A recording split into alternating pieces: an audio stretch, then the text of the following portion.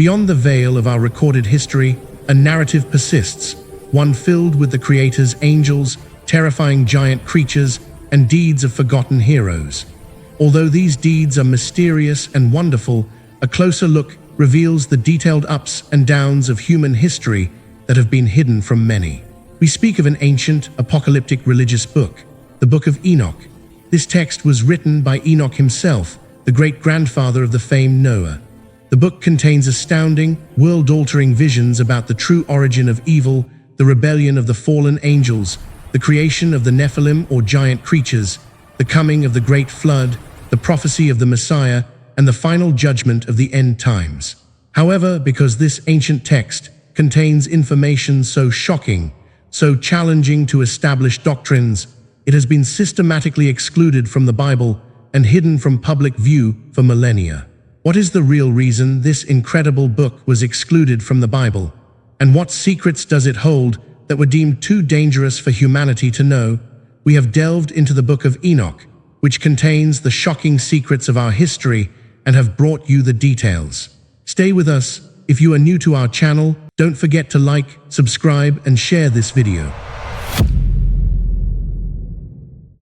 According to the canonical Bible, in the book of Genesis, Enoch was a man who lived a life of profound holiness, faithful to his Creator.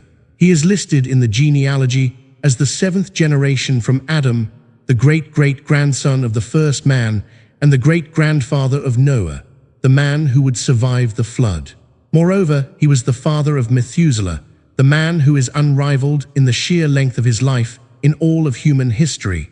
During his own 365 years of life, a number symbolic of the solar year, Enoch fathered many children and continued his lineage. But Enoch's destiny was utterly unique. He was one of only 2 people in the entire Bible who were taken directly to heaven without seeing death. In all of human history, only he and the prophet Elijah would be granted this singular honor. The scripture in Genesis chapter 5, verse 24 states it plainly and mysteriously. Enoch walked with God, and he was not, for God took him. This prophet lived faithfully to his faith in a time of growing darkness. This devotion had a great influence on his way of life. In any trial, he was obedient and faithful to his Creator. And because of this profound love and fellowship, the Creator made it so that he would not taste death. As the author of the Book of Enoch, a text often called the prophecy of the Day of Judgment, Enoch remains a critical point of discussion for many Christians and Jews. He isn't just an obscure Old Testament name. He is mentioned directly in the New Testament, in the Gospel of Luke, the Epistle to the Hebrews, and most notably in the Epistle of Jude. He is also honored as a saint in the Catholic and Orthodox churches. Enoch was a famous preacher. His core message explained the coming judgment that the Creator had passed on a corrupted mankind. This service, this proclamation of righteousness, was a pathfinder for the one who would follow. His own great-grandson, the preacher of righteousness and the builder of the ark, Noah. By singling out and proclaiming judgment in that antediluvian world, a world where violence and sinfulness abounded, this man becomes like a needle found in a haystack. Therefore, to truly explore the story of this spiritual man and the supernatural experiences he went through, we must turn our faces to the miraculous and controversial book written by Enoch, the Book of Enoch. But first, where was this book found outside of Ethiopia, where it had been preserved? The story begins in late 1946 or early 1947, on the dry, desolate northwestern shore of the ancient Dead Sea, in what is now called the West Bank. A few young Bedouin men, who were tending their goats and sheep, were searching for a lost animal. One of them idly threw a stone into a dark cave opening, and when it made an unusual, hollow sound of breaking pottery, his curiosity was piqued. He and his companions climbed down into the cave. Inside, shielded from the elements for millennia, they found large clay pots.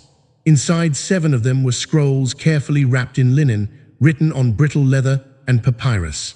After being sold for cash to a collector of ancient artifacts, these priceless scrolls were passed from person to person, until they finally came into the hands of scholars. These scholars, using the paleographic methods of the day, estimated the age of the text to be over 2,000 years, placing it before the time of Jesus Christ. After the news of this incredible discovery spread, treasure hunters and archaeologists swarmed the area. They were able to unearth tens of thousands of additional scroll fragments from 10 more caves near the site. These scrolls, which came to be known as the Dead Sea Scrolls, were a library of an ancient Jewish sect, likely the Essenes. And among this collection of 800 to 900 manuscripts, they found numerous fragments of the Book of Enoch. Because the book was found to be questionable by later rabbinical and church councils, it was excluded from the Jewish and most Christian holy books. But this was not always the case. This book, written before the birth of Christ, has been, and still is, included in the holy books and canons of the Ethiopian and Eritrean Orthodox Tewahedo churches, who preserved it in its most complete form in the Ge'ez language. The New Testament itself confirms its ancient authority. The Epistle of Jude quotes Enoch directly, stating, "Enoch, the seventh from Adam, prophesied about them." The Dead Sea Scrolls fragments show that the Book of Enoch was widely known, existing in Aramaic, Greek, and Latin. This fragmentary text confirms that it had a great influence on the practices and beliefs of Jews and early Christians in the Middle East. In addition, the Dead Sea Scrolls contain other related writings, such as the Book of Giants, which expands on the Enoch story, the Book of Jubilees, which also references it, and the Book of the Heavenly Luminaries. Because these texts all describe fallen angels, the end times, and giants, they confirm that the world of Enoch was a central part of the theology of that time. As I mentioned earlier, the complete Book of Enoch is not a single work, but a collection of 5 main parts, each with its own identity. The first is the Book of the Watchers. This is perhaps the most famous and shocking section. It vividly describes the rebellion of a group of angels, the Watchers, who lusted after human women.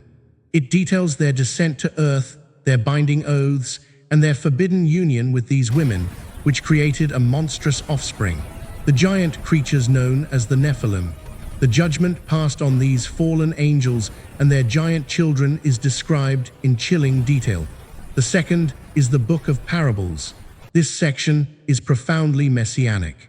It presents 3 parables. It speaks of a pre-existent figure, the Son of Man, who will judge the wicked and vindicate the righteous. Many of its descriptions of the Messiah as perfect God and perfect man, and of the resurrection of the dead, are remarkably similar to later Christian teachings. The third is the astronomical book.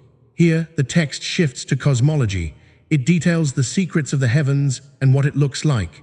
It explains in detail the influence of the movement of the sun, moon, stars, and other celestial bodies. It lays out a complete 364-day solar calendar, which stands in direct contrast to the lunar calendars used by other groups. The fourth is the Book of Dream Visions. This is a deeply symbolic journey through history. In his first vision, Enoch sees the history of the world from Adam and Eve, the angelic rebellion, the corruption by the Nephilim, and the survival of Noah.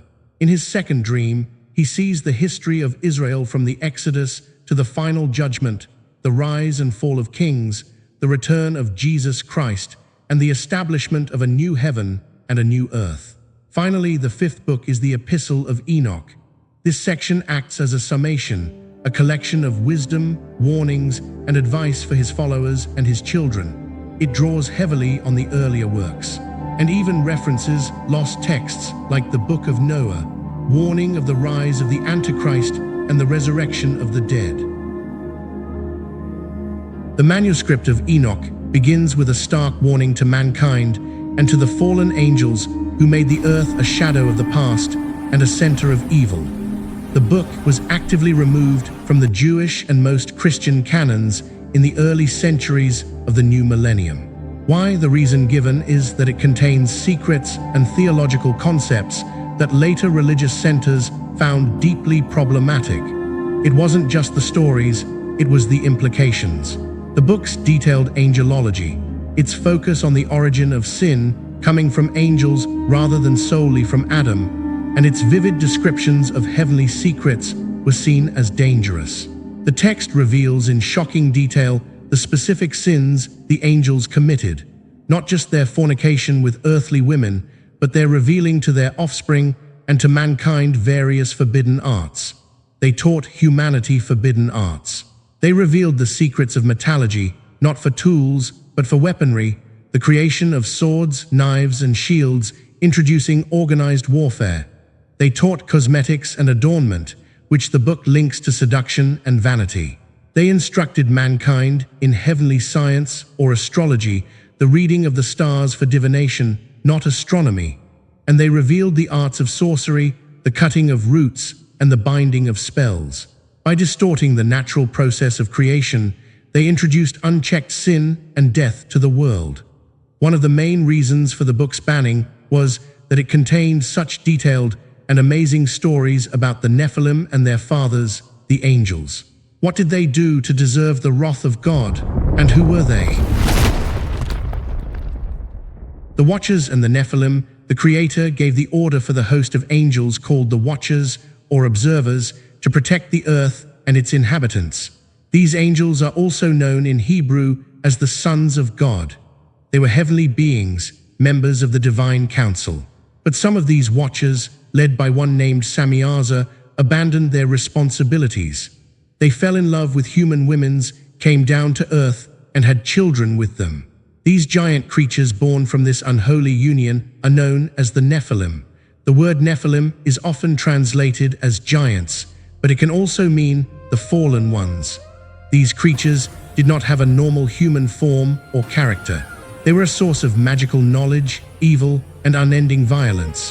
Wherever they went, bloodshed, cruelty, and chaos followed.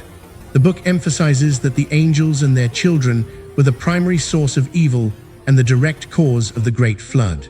And the Creator, being saddened by their actions, sent his archangels, Michael, Gabriel, and Uriel, to bind the fallen watchers in a deep and dark place of suffering until the final day of judgment. He then decided to destroy the Nephilim and their human allies with a great flood, choosing the righteous Noah to build an ark and save a remnant of life. Now, we see similarities and differences between this story and the text in Genesis 6 in the Bible. In Genesis 6, the sons of God and the Nephilim are mentioned, but only briefly. Genesis focuses more on the evil of mankind as the reason for the flood. Some scholars suggest the Book of Enoch is an expansion and interpretation of that brief passage in Genesis. Others say they both draw from a widespread ancient Middle Eastern tradition. Regardless, the story of the fallen angels reveals the complex ancient worldview of the divine.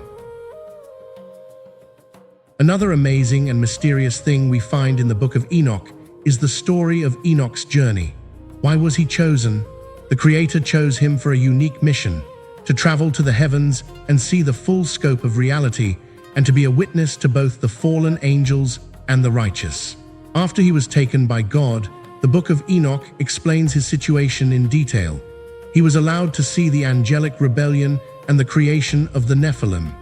In addition, he observed the place where the righteous dead awaited their salvation. Enoch describes a breathtaking ascent, accompanied by 2 archangels of awesome majesty. He was guided through 10 distinct heavens, each level more radiant and awesome than the last. At each level, he met with various chiefs of the angels who revealed to him the secrets of creation, the celestial bodies, the history of Israel, and the judgment of the wicked. Among the amazing visions he saw, one was the throne of God, surrounded by seraphim, cherubim, and other angels who shone like fire and sang in a pleasing tone. According to the Book of Enoch, he saw the face of God, which shone like the sun. He heard his voice, which thundered like lightning. He saw the Messiah, Jesus Christ, who is perfect man and perfect God, sitting at the right hand of his Father.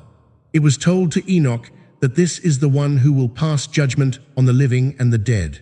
In the Garden of Paradise, he also saw the tree of life, which bears 12 different kinds of fruit and filled the air with its fragrance.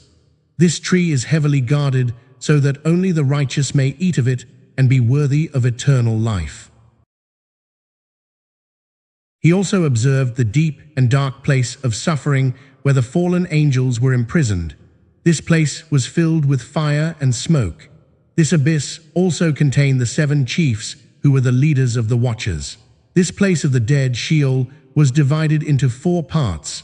The first, a place of peace where the righteous await the resurrection. The second, where ordinary sinners await mercy in sorrow. The third, where the wicked await punishment in sickness and anxiety. And the fourth, a terrifying and hopeless place for the apostates. The Apocalypse of Weeks, the book, presents Enoch's prophetic role and portrays him as a bridge between the Creator and human beings. He was chosen to see these visions and write them down for future generations. One of his most profound prophecies is known as the Apocalypse of Weeks. In this section, it divides the entire span of human history and salvation into 10 symbolic weeks or periods, showing a grand prophetic vision of the future. In the first week, Enoch himself was born. In the second week, great evil arose, and one man, Noah, survived the punishment of the flood. In the third week, a man was chosen to be a plant of righteousness. This was Abraham, the father of faith. In the fourth week, the vision of the ancient righteous is seen, and the law, the Torah given to Moses, is established as a fence for the people. In the fifth week, the establishment of the kingdom of King David and the building of the temple in Jerusalem. In the sixth week, the destruction and burning of that house and kingdom and the scattering of the chosen people. This is the Babylonian exile. In the seventh week, an apostate generation rises, and the chosen ones are given sevenfold instruction. In the eighth week, a week of righteousness, a house will be built for the great king for eternal glory. This is interpreted as the time of the Messiah, Jesus Christ, reigning over the righteous. In the ninth week, the final day of judgment, when all sinners will be cut off from the earth for eternal destruction. In the 10th week, there will be a new world and a new paradise. The Creator will live with his people in unity. This is when creation will be renewed and perfected. The narrative in Enoch, while sharing themes, is distinct from the books of Daniel and Revelation in the Bible. For example, in Enoch, the main enemy of the Creator is the Nephilim and the fallen angels, rather than the Antichrist or the 4 horsemen. The interpretation of the symbols is different. In the end, the Book of Enoch remains one of the most compelling and controversial texts ever discovered. Banned by some, revered by others, like the Ethiopian and Eritrean Orthodox Tewahedo churches who have always held it as canon, it challenges our understanding of the ancient world. It paints a picture of a cosmos filled with rebellious angels, hybrid giants, and heavenly secrets. Whether one reads it as literal history, a symbolic allegory, or an expansion of Genesis, one cannot deny its profound influence on the beliefs of those who lived 2,000 years ago. The Book of Enoch, which reveals the hidden secrets of the fallen angels, the giant creatures, and the end times, is a text that, despite all efforts to hide it, refuses to be forgotten. What do you believe? Is the Book of Enoch a literal history of fallen angels or a powerful allegory about the nature of evil? Let us know in the comments below. Don't forget to like, subscribe, and hit the notification bell.